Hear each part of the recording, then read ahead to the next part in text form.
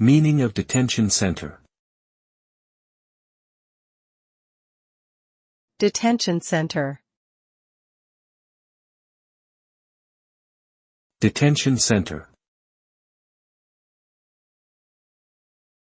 Detention center.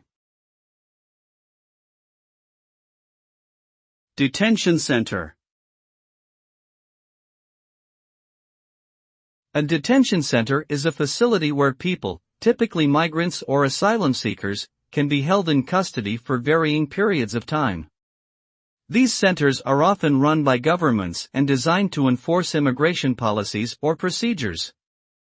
Detainees may be held without trial or conviction, and conditions in these centers can often be poor, with reports of overcrowding and mistreatment.